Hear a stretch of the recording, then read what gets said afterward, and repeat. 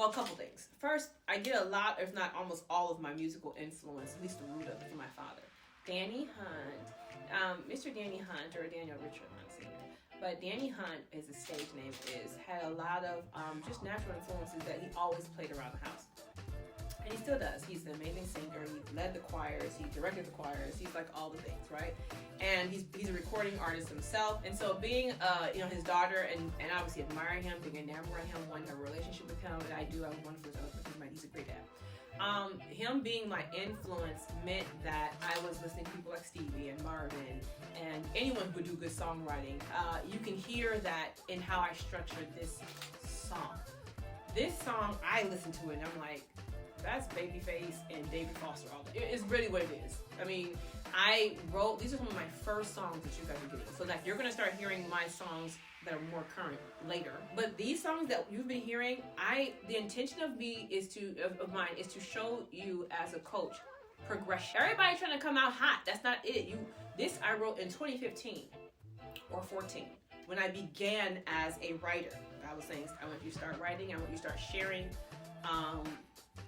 the truth, and it was very hard for me. And this song was naturally went with the flow of how they write, because those are the people I used to listen to because my dad.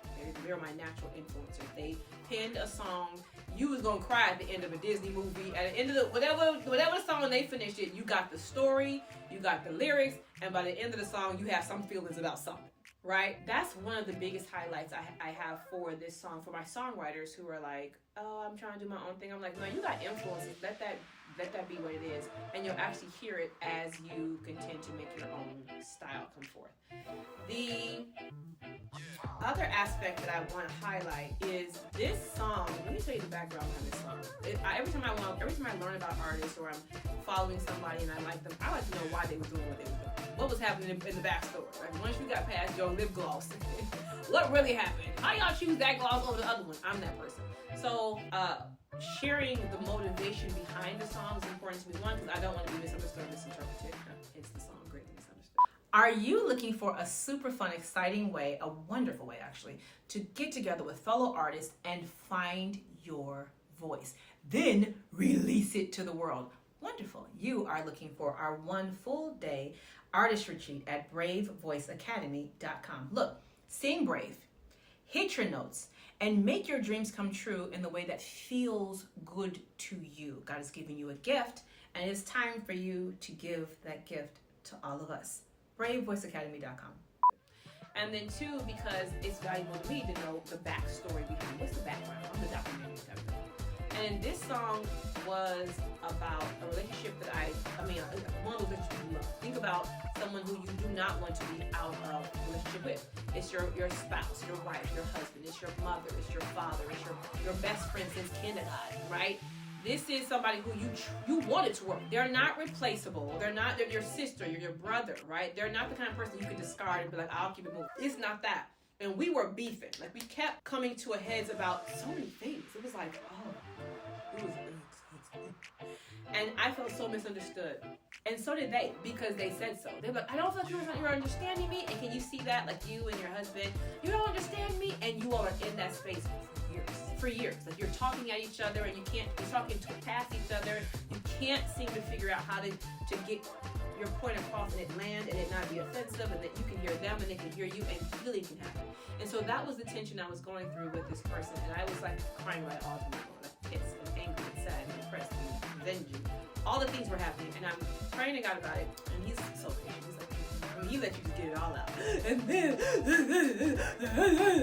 like, I'm in it. And then he was like, how do you feel? Don't care, but I'm sure they feel the same way since they told me. I feel also that you don't understand where I'm coming from. And I don't want to own that part. Maybe I don't understand where they're coming from right now. I'm just talking about how I feel, Jesus. He's like, okay, well, how do you think I feel? How do you think I feel? Like, you don't ever think you feel oxygen. You don't think about how your heart's pumping. You come to me with complaints all day, every day. You don't even like me, just be with you. We don't walk. We don't talk. We will not only talk when you need something, when you desperate, when you upset. I'm your personal enemy. When I want to be a relationship with you, I got you and I loved you, and you still think I'm trying to hit you with a billy bat. You don't think that I even care about you. You pray to me like a baby. What? I mean, Matrix, like, Alan, what? He was like, I'm misunderstood. I'm like the bad guy in everybody's story. I didn't cause this. This is y'all rap. This is sin. This is not me. I want to be with you. I want to have intimacy with you. I want to give you the world if you wouldn't take it from me. When I got how he felt about it, it was so easy to pardon, to forgive, to give grace, and to start over with this person who I thought I could never start over with. And then vice versa. When I changed, they immediately changed. They could feel it wasn't hostile anymore. They could feel I had matured. They could feel I had gotten past it. That love your enemy thing is real. Like, if you could ever get to that space, it's like, you're just different, if that makes sense. And so when I was singing, which is the second point that I want to just emphasize, those, I love you before. Like, I'm like, there is pain going out. And I love you the same. I love you when loving you brings my heart shame. Like, I'm trying through not only the pitch and obviously the notes I'm choosing, but the runs. Shame! I wanted it to be one that went down as opposed to a run that went up, because it would give you more sadness as opposed to making you feel happy. Like, there's all kinds of nuances, not only with how I deliver the song, but how I penned the song, how I'm inspired to write the song, that I hope has come through, even though